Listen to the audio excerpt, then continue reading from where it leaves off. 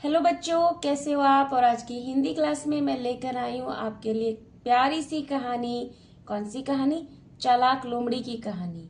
बेटा, हिंदी पढ़ना सीखने से पहले आपको सारी मात्राएं सीखनी होंगी। आपके पेरेंट्स ने, आपकी टीचर्स ने आपको मात्राएं सिखाई हैं, लेकिन मात्राओं को सीखने के बाद भी आप गड़बड़ कर जाते हैं, वाक्यों को पढ़ नहीं पाते, लिखने में भी गलती कर जाते हैं। तो ऐसा आपको बिल्कुल भी नहीं करना है। ऐसी गलती क्यों होती है, आज की वीडियो में अब मैं आपको यही सिखाने वाली हूँ।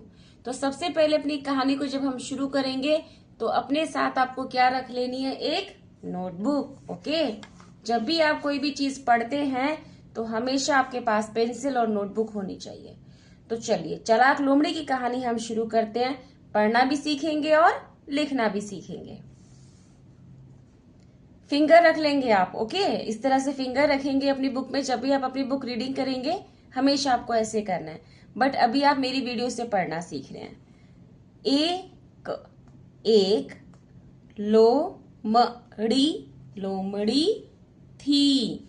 एक लोमड़ी थी। अब क्योंकि आपको मात्राओं की प्रैक्टिस है, तब आप इसको डायरेक्ट पढ़ेंगे। एक लोमड़ी थी। ल के साथ छोटे ओ की मात्रा, म ड़ के साथ बड़ी की मात्रा, लोमड़ी इस तरह से नहीं। कैसे सीखेंगे? एक लोमड़ी थी। अब जैसे ही आपने इस शब्द को देखा लोमड़ी, जो आपके पास नोटबुक है, उस नोटबुक में आपको क्या कर लेना है? इस तरह से लिख लेना है बेटा, लो म ड़ी। और उसको देख देख कर आपको प्रैक्टिस करनी है। पढ़ना तो आपको आ गया, एक लोमड़ी थी, बट लिखना भी सीखना है ताकि आपकी मिस्टेक ना हो। ओके।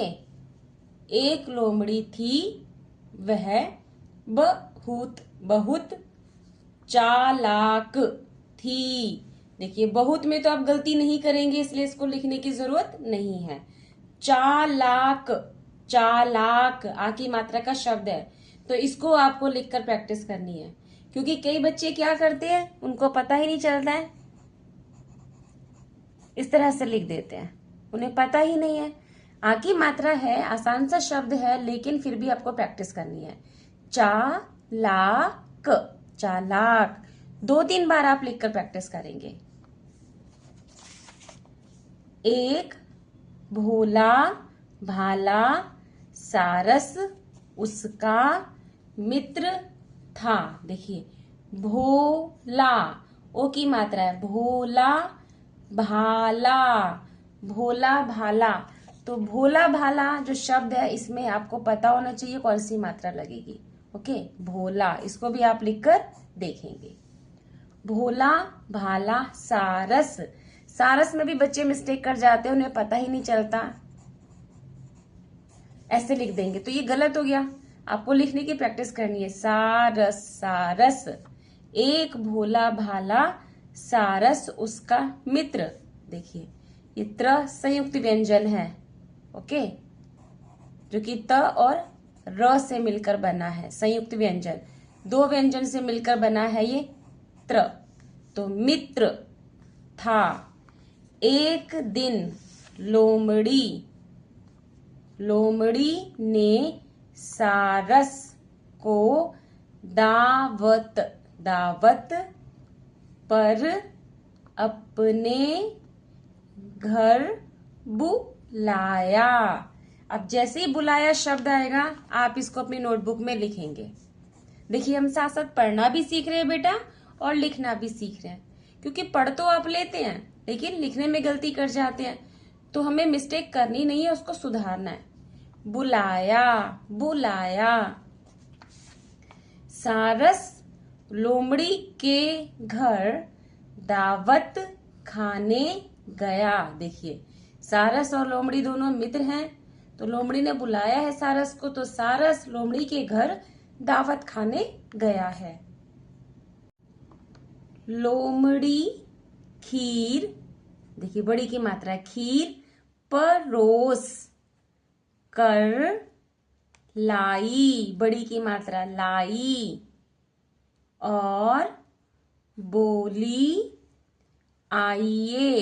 देखिए लाई आई, तो आई के साथ यहाँ पे ए लगेगा, आइए। इसको भी आप लिखकर देखेंगे। ओके, लाई आई, आइए। सारस भाई मेरे साथ खीर खाइए। यहाँ पर छोटी की मात्रा, ओके, खाइए, छोटा सा बोल रहा हूं, खाई। यहाँ पर आइए, ये आपको ध्यान रखना है। लेकिन खीर एक छिछले बर्तन में थी। छिछले का मतलब है यहाँ पर एक ऐसा बर्तन जो कि गहरा ना हो। ठीक है, जो खीर है आप देख सकते हैं कैसे बर्तन में है, छिछले बर्तन में। प्लेट है ना, ये थाली है, गहरा तो है ही नहीं, तो छिछले बर्तन में थी खीर। तक सारस की चोंच, देखिए चोंच को आप लिखेंगे चोच, लेकिन बिंदी लगी है, चोंच। की आवाज तभी आएगी जब आप बिंदी लगाएंगे। चोंच, तो इसको भी लिखकर प्रैक्टिस करनी है। चोंच। पहुंचती, देखिए पहुंच और ती लगा देंगे तो पहुंचती। ह के ऊपर ही चंद्र बिंदु आएगा। ओके, हूं की आवाज आएगी।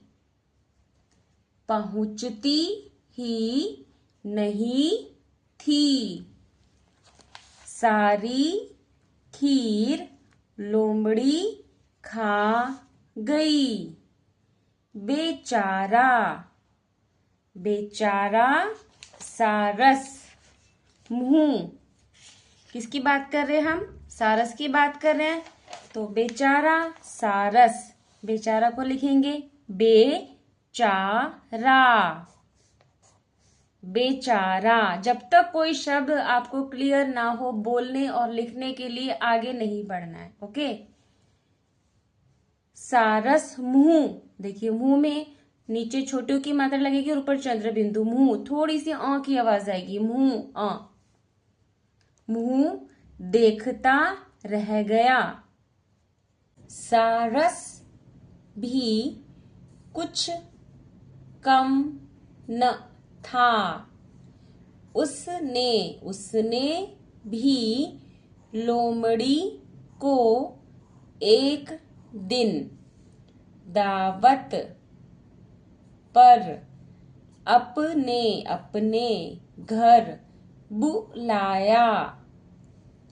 लोमड़ी खुशी, देखिए